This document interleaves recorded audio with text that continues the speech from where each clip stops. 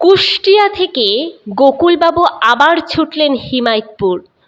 ঠাকুরকে না দেখে ভালো লাগছে না মোটেই। গোকুলবাবুকে দেখেই একগাল হাসলেন ঠাকুর। গোকুলবাবুও হাসলেন। ওরই মধ্যে যেন অনেক কথা বলা কওয়া হয়ে গেল। ভাষা তো শুধু মুখ দিয়েই বেরোয় না, চোখ দিয়েও বেরোয়। কিন্তু গোকুলবাবু বললেন, আগে যা হয়েছিল ওই যেন ভালো, আর কি ওরকম হয় না? সব সময় ওরকম হওয়া কি আর ভালো? আবার হেসে কথা কইলেন ঠাকুর। বুঝিয়ে দিলেন, ও হলো বৈরাগ্য। ও বেশি দিন থাকলে কি আর সংসারে থাকতে পারে মানুষ? আপনি একটু স্বাদ পেয়েছেন সেই পরম বৈরাগ্যের। এবার কাজকর্ম করুন। সংসারে এসেছেন, তারও তো একটা কর্তব্য আছে। গোকুলবাবু বুঝলেন কথাটা। এই সংসারের মাটিতেই তো ঠাকুর এসেছেন। এইখানে থেকে মর্মের সাজিতে কর্মের পুষ্প সংগ্রহ করতে হবে। সংসারকে উপেক্ষা করে নয়, সংসারকে উপচে দিয়ে চলতে হবে। যাকে মায়া বলছি সে আমার মোহের গণ্ডি। আমাকে মাপের সীমায় বেঁধে রাখছে বলেই তার নাম মায়া। মায়া সংসারে নয়, সংসারের অসারে, আমার মনের অন্ধকারে। সেই অন্ধকারে আলো জ্বললেই আমার কৌটো টুটল। তখন এখান থেকে ফেললাম দড়ি, দড়ি গেল ব্রহ্মবাড়ি। তখন তো আর সীমার মসি রেখা নেই, তখন অসীম অনন্ত বিস্তৃতি। দিগন্ত তো এই চোখে, খুঁজতে গেলে দিকের কোনো অন্ত নেই। সেই আলো জ্বেলেছেন ঠাকুর। অনন্ত আকাশ একসঙ্গে দেখা যাচ্ছে এখন। দু এক কথাতেই বুঝে গেলেন গোকুলবাবু। বুঝে তো গেলেন, কিন্তু ঠাকুর ফেলে যে মন বোঝে না। নীরলে বসে নিজে নিজে মধুপান করা নয়, সকলকে নিয়ে মৌজ করতে চায় মন। যার রূপে গুণে মন পাগল হয়েছে তাকে দেখাবে একবার সবাইকে।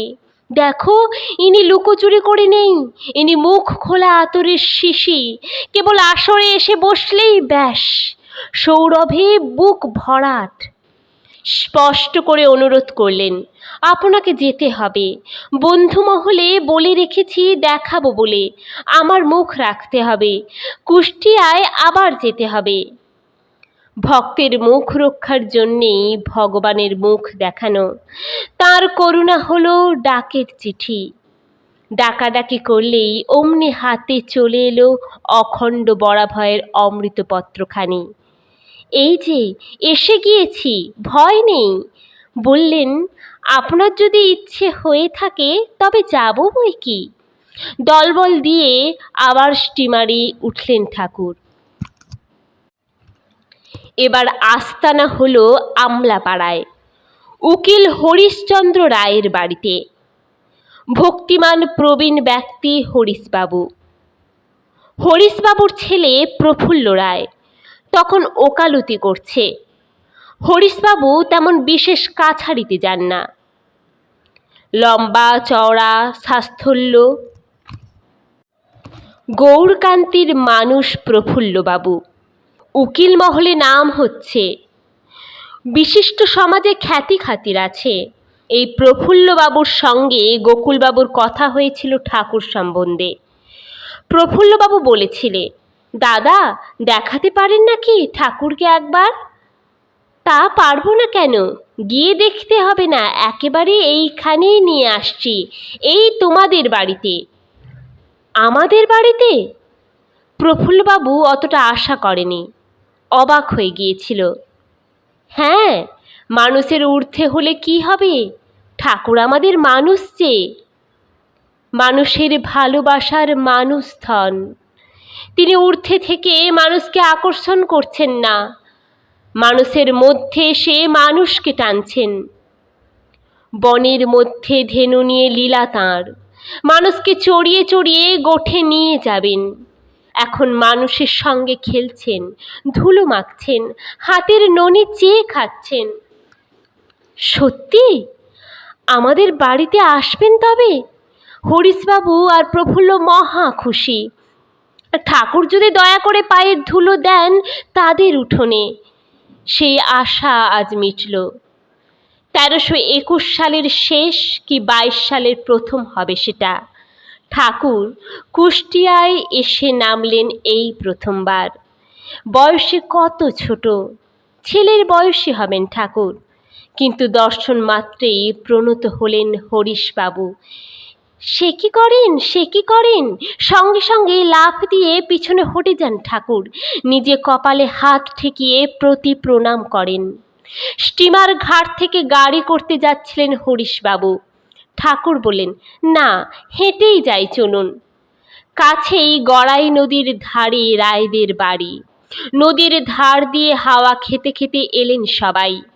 ঠাকুর আসতেই লোক জুটে গেল।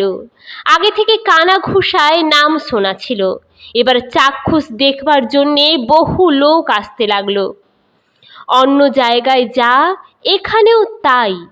কীর্তন আরম্ভ হলো রায়বাড়ির আঙিনায়। রাত্রে কীর্তন আর দিনের বেলায় আলোচনা। বহু লোকের বহু প্রশ্ন, বহু রকমের ঔৎসুক্য। ঠাকুর তাদের কথার জবাব দেন। স্বভাব সিদ্ধ ললিত ভঙ্গিতে উপলব্ধির কথা ব্যাখ্যা করেন আর বলে দেন, দাদা সন্ধেবেলায় আসবেন, হরিনাম করা যাবে। ঠাকুর একচোটে কিছুদিন থেকে গেলেন কুষ্টিয়াতে। ক্রমশই দর্শন প্রার্থী লোকের ভিড় বাড়তে থাকে। আসে, দেখে, কাছে বসে, দুদণ্ড কথা বলে, কথা শোনে। আসার, দেখার আর বসে থাকার একটা নেশা লেগে যায় কেমন যেন। যারা একবার আসে তারা প্রায়ই আসতে থাকে। হরিশবাবুর বাড়ির সঙ্গে লাগা মোক্তার অশ্বিনী বিশ্বাসের বাড়ি। অশ্বিনী বিশ্বাস রাজনীতি করে বেড়ায়, মোক্তারই উপলক্ষ মাত্র। হরিনাম তো উপলক্ষেরও বাইরে।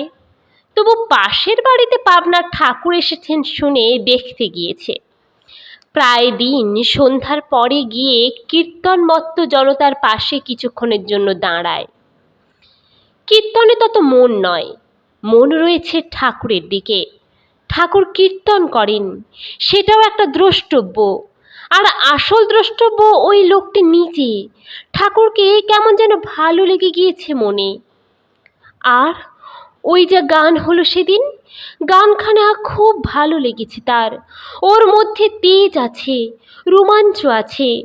শক্তিবাদী বিশ্বাসী স্বদেশ কর্মীর কাছে চমৎকার লাগবারই কথা। অশ্বিনী কপাল মানে না, হাত মানে। যা হাত দিয়ে করবে তাই কপালে লেখা হবে।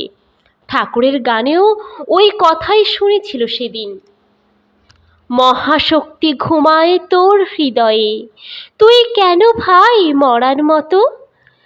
একবার রাধাকৃষ্ণের ধ্বনি দিয়ে শক্তিটাকে জাগিয়ে নে তো। মন্দাদৃষ্ট বলে কেন থাকি সরে বসে হেন? কৃষ্ণ বলে ডাকতিস যদি ভাগ্যলিপি বদলে যেত। জানাও ওরে আপন ভুলে, ডাকো কৃষ্ণ পরাণ খুলে। ধ্যানে কৃষ্ণ, জ্ঞানে কৃষ্ণ, মন কৃষ্ণ ছাড়া করিস না তো। ভাব পাগল হয়ে উদাত্ত কণ্ঠে গান করে যায় কিশোরী মোহন। অবাক জনতার মনে সেই ভাবের ছোঁয়া লাগে। হৃদাকাশে দেখেছে কালো মেঘে গেছে, রাধা নামের শিঙা ফুঁকে মেঘখানে গলিয়ে দিত। প্রেম ভক্তির সঙ্গে তেজের সমন্বয়। যিনি সর্বশক্তির মালিক, তাকে ডাকলেই তো শক্তি। হৃদয়ে ভক্তি এলেই ডাক শুনলেন তিনি। দুর্যোগের মেঘ জল হয়ে গেল তখন। সেই জলেই ফলবে সৌভাগ্যের স্বর্ণ শস্য।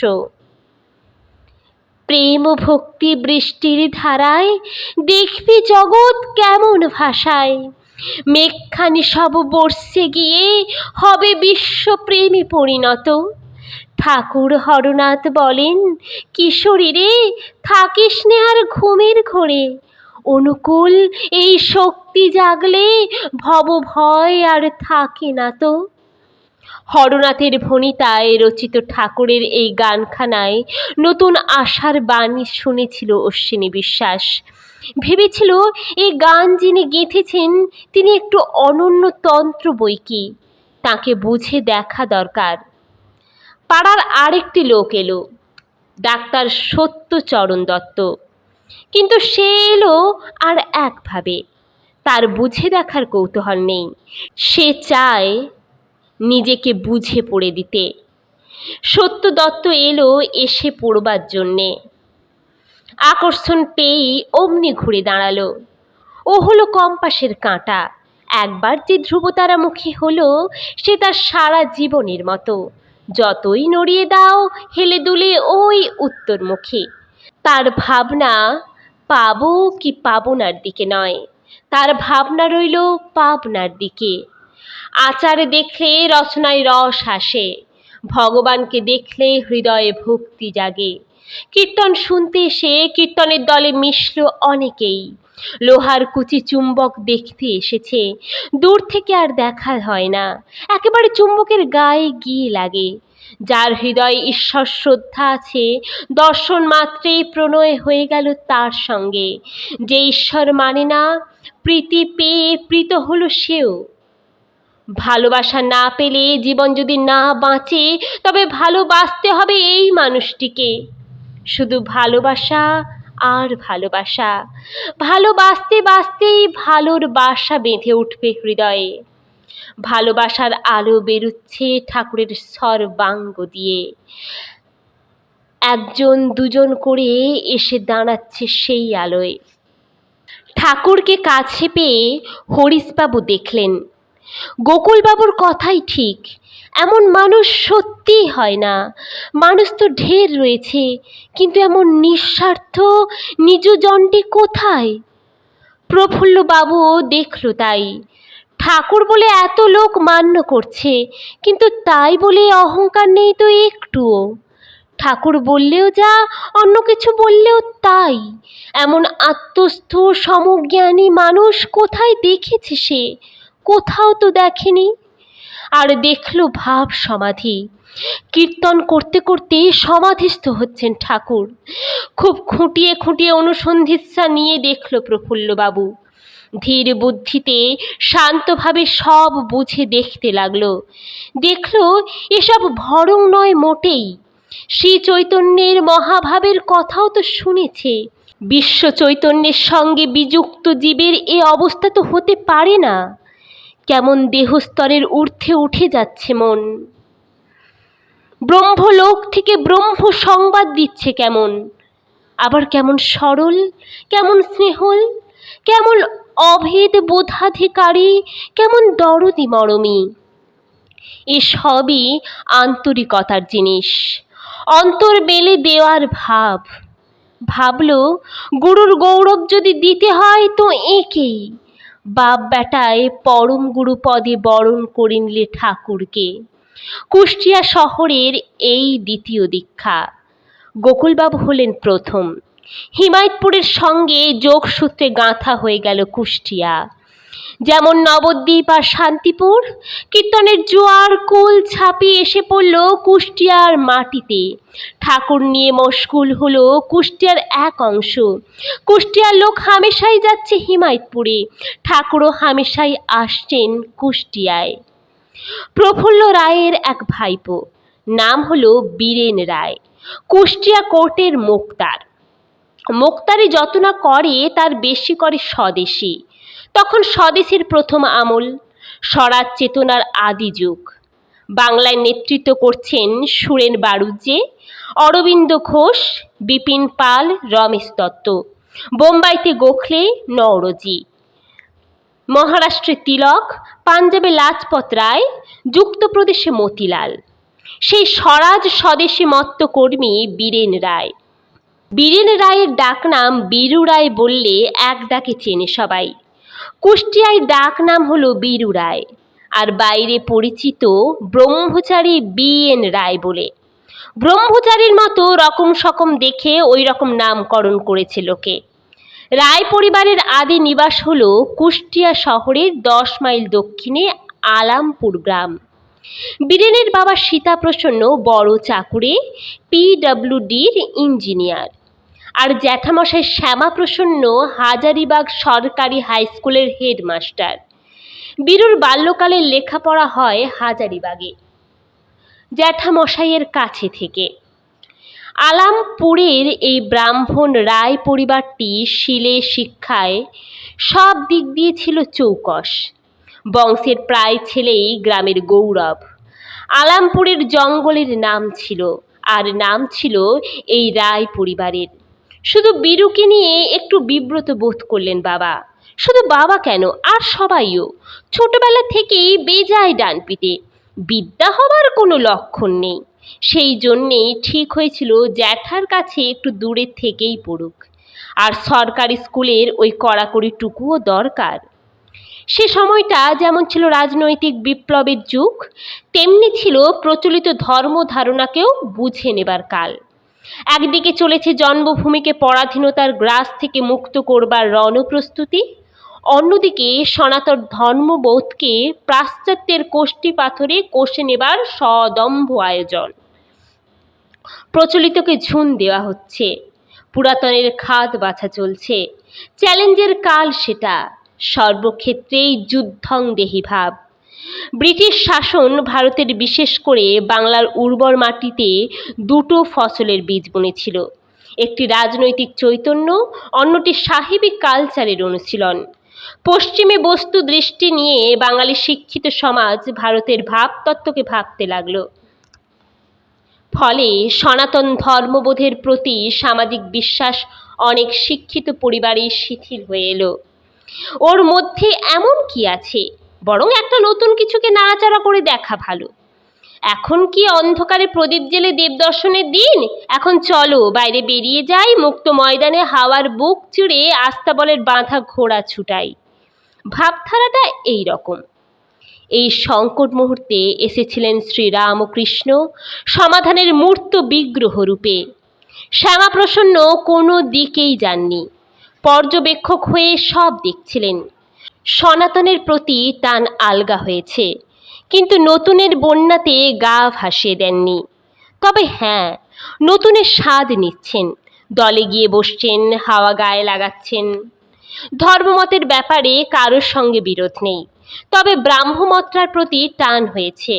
ব্রাহ্ম সমাজে যাতায়াত চলছে। নিজেও ব্রাহ্ম সঙ্গীত করেন, শুনতেও ভালোবাসেন। হাজারিবাগ শহরের এক টেরে সাহেব খ্রিস্টানদের পাড়ায় শ্যামাপ্রসন্নের বাসা। স্কুলের ছুটির পর ব্রাহ্মবাদীদের সমাবেশ হয় সেখানে। মজলিস বসে যায় বৈঠকখানায়। ব্রহ্মের উপর চলতে থাকে তীক্ষ্ণ গবেষণা আর তীব্র বিতর্ক। পাড়ায় বাঙালির বাস নেই। বীরু পড়ল দোটানায়। হয় অনধিকারীর মতো পাশের ঘরে বসে ব্রহ্ম বিতর্ক শুনতে হয়, নয় পাড়ার গোড়া আর অ্যাংলো ছেলেগুলোর সঙ্গে গায়ে পড়ে আলাপ জমাতে হয়। দোটানায় পড়ে দুরকমই করতে হয় বীরুকে। কোনো দিন পরলোক নিয়ে আলোচনা হতো। মৃত্যুর পরে মানুষের কি হয়, কোথায় যায়, আত্মা নামক বস্তুটির স্বরূপ এবং শক্তি বা কী, এই নিয়ে নরম গরম কথায় দীর্ঘ গবেষণা চলত। কেউ বলে এ, কেউ বলে তা, কেউ বলে ব্রহ্মে লয় হয়ে যায়, আবার কেউ বলে না, কর্মের ফল ভোগ করবার জন্যে বারবার ঘুরে আসতে হয়। পাশের ঘর থেকে শুনে শুনে বীরুর বিরক্তি লেগে যায়। অনেক সময় বিরক্তি লাগলেও হাজির থাকতে হয়, কারণ মাঝে সাঝে বীরুর ডাক পড়ে পানটা তামাকটা আনবার জন্যে। আবার বিরক্তি এলেও ঔৎসুক্য থেকে যায়। পাকা পাকা মাথা দিয়ে কি ফয়সালা বেরোয় দেখাই যাক, কিন্তু শেষ তক মীমাংসা হয় না কিছুই। আর হবে কেমন করে? বীরু ভাবে, মৃত্যুর পরে কি হয় না হয় তা নিয়ে মাথা ঘামাবার এত দরকার কি? বাঁচা নিয়ে আমাদের কারবার, বাঁচার কথা ভাবলেই হয়। আর যদি পরলোকের খবর জানতেই হয়, তবে মরে যে আবার বেঁচেছে তার কাছে গিয়ে শোনো। তোমরা তো কেউ মরনি, তোমরা জানবে কেমন করে? তর্ক যখন জমে আসে, তখন বৈঠকখানা থেকে পান তামাক হেঁকে পাঠান জ্যাঠামশাই। বীরু তামাক সেজে নিয়ে আসে আর বক্র দৃষ্টিতে তাকায় তর্ক চঞ্চুদের প্রতি। ইহ, কি অপদার্থ, কি কুঁড়ে! ইহলোকের কাজ পায় না, তাই পরলোকের আঁটি ভাঙতে এসেছে। পান তামাক ধরে দিয়ে পালিয়ে যায় বাসা থেকে। ধুত্তরি, এর চেয়ে ওই ট্যাঁসের ছেলেগুলোর সঙ্গে দুদণ্ড আড্ডা মেরে আসা ভালো। নির্বিবাদী ভালো মানুষ জ্যাঠামশাই। জ্যাঠামশাইয়ের চোখে ধুলো দিয়ে আস্তে আস্তে ওদের সঙ্গেই মিশে গেল বীরু।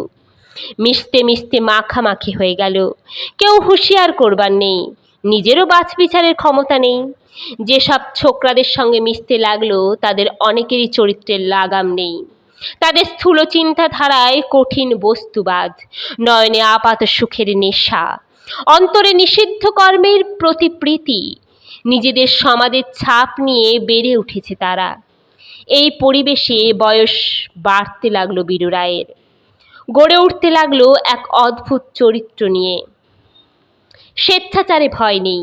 সামাজিক ঐতিহ্যের চেয়ে নিজের বোধ বিচারের মর্যাদা দিতে শিখল বেশি। ব্রহ্মবাদীদের দিক থেকে এলো নিরাকার তত্ত্ব, আর সাহেব পাড়ার দিক থেকে খাঁটি ইহ সর্বস্বতা। কিরে, ভগবান মানিস? না। কেন?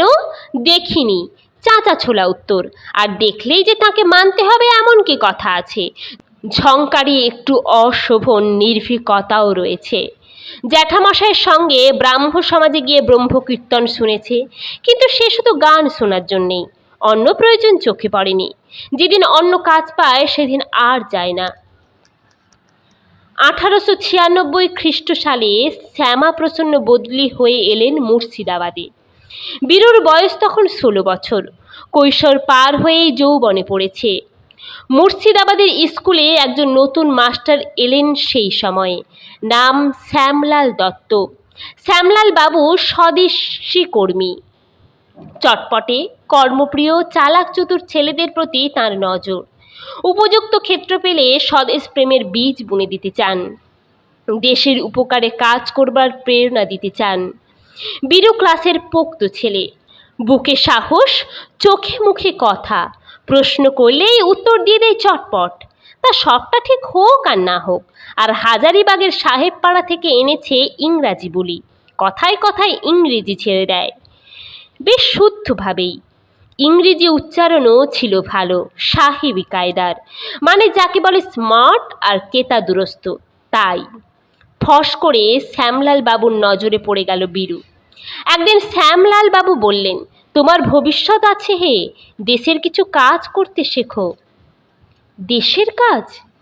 হ্যাঁ, চতুর্দিকে দেশের কাজের ডঙ্কা বাজছে তখন। বীরুর কানে সে আওয়াজ এসেছে আগেই। ব্রিটিশের হাত করা পড়ে দেশের ছেলেরা জেলে চলে গিয়েছে, দেখেছে। কথাটা রোমান্স পেয়ে গেল। সঙ্গে সঙ্গে জিজ্ঞেস করল, কি কাজ স্যার? আচ্ছা রও, বলবো সব আস্তে আস্তে। শ্যামলাল বাবুর মনে হলো একটা উপযুক্ত পাত্র পেয়েছেন তিনি। এই তরুণ বয়সী মন্ত্র দেবার সময়। নতুন মাস্টার মশাইয়ের সঙ্গে ঘোরাফেরা আরম্ভ হয়ে গেল। অল্পকালের মধ্যেই মিলের কাপড় ছেড়ে দেশি তাঁতের কাপড় পরতে আরম্ভ করল বীরু। তখন মিলের কাপড় মানেই ম্যানচেস্টারের মিলের কাপড়, ব্রিটিশের বাণিজ্যের সামগ্রী। একদিন দেখল শুধু সেই নয়, জ্যাঠামশাইও মিল ছেড়ে তাঁত ধরেছেন। ব্যাপার কি? শ্যামলালবাবু হাসলেন, বললেন, ধীরে ধীরে চালু করছি, দাঁড়াও। শ্যামলাল বাবুর হাতে স্বদেশীতে দীক্ষা হয়ে গেল বীরু রায়ের। বাবা দেখলেন ও ছেলের আর পড়া হবে না, ও একেবারে বয়ে গিয়েছে। তবু এন্ট্রান্স পাশ হবার পরে ভর্তি করে দিলেন রিপন কলেজে। কলকাতায় পড়তে এসে বৃহৎ কাজের ভূমি পেয়ে গেল বীরু। নিজেকে মেলে দেবার বিস্তৃত সুযোগ এখানে। সুরেন বাড়ুজ্জে তখন ভারতের সর্বজন গ্রাহ্য নেতা। এর মধ্যে দুবার ভারতীয় জাতীয় কংগ্রেসের সভাপতি হয়েছেন তিনি। 1895 খ্রিস্টাব্দে পুনায়, 1902 খ্রিস্টাব্দে আমেদাবাদে। সভা সমিতিতে সুরেনবাবুর সঙ্গে সাক্ষাৎ হয়েছে আগেই। তাছাড়া তিনি তখন কলেজে না পড়ালেও কলকাতায় থাকলে মাঝে সাঝে কলেজে আসেন, ছেলেদের সামনে দাঁড়িয়ে কথাবার্তা বলেন। সুতরাং ভালোভাবেই দৃষ্টি আকর্ষণ করল বীরেন রায়। শ্যামলালবাবু যে দাগ কেটেছিলেন সুরেন বাড়ুজ্জের সংস্পর্শে, তা আরও গভীর হয়ে গেল। সুরেনবাবু খুশি হয়েছেন ওর কর্মপ্রীতি দেখে। বীরেন তখন ছাত্র সমাজের নামী বক্তা। কলেজের বিতর্ক সভায় দাঁড়িয়ে অনর্গল ইংরেজি বক্তৃতা চালায়। শুনে শিক্ষকরা সবাই তারিফ করেন, বাহ, চমৎকার বলতে পারে তো। কিন্তু কথার ওই এক ধরনের তপ্ত বিষের জ্বালা ঢেলে দেয় সুযোগ পেলেই। অনেক সময় শিক্ষকরা ব্যতিব্যস্ত হয়ে ওঠেন, না না, ছাত্রদের ডিবেটের ব্যাপারে এতখানি উত্তেজনা অবান্তর। কলেজের বাইরেও দল গড়ে ওই আলোচনা করে, ব্রিটিশ শাসনের বিরুদ্ধে খোলাখুলি জেহাদ জানায়, বলে ওদের ওই শিকল আমরা মানব না, পদাঘাতে ছিঁড়তে হবে ওর বন্ধন। আর দেখো, ওদের বয়কট করো, ওদের মাল কিনো না, স্বদেশে কেনো, দেশের পয়সা দেশে রাখো। অনেক স্বদেশী নেতার সঙ্গে জানাজানি হয়ে গেল বীরেনের। সবাই সম্ভাবনার সূত্র দেখলেন ওর মধ্যে। হ্যাঁ, দেশের সেবায় লাগবার মতো প্রাণখানা বটে। বলা বাহুল্য, কলেজের পড়াশোনায় তেমন মন দিতে পারল না, লেখাপড়ার গণ্ডিও ভালো লাগলো না আর। তার উপরে সম্মুখে নবতর আন্দোলনের ঘনায়মান মেঘ। দুর্যোগের আভাসে রাজনীতির সমুদ্র চঞ্চল হয়ে উঠেছে। এবার ছাড়া ছাড়া ছাত্র জীবনের সম্পূর্ণ ইতি করে দিয়ে ঝাঁপিয়ে পড়ল সেই বিক্ষুব্ধ জলে। তখন সে এক টুকরো লাল লোহা।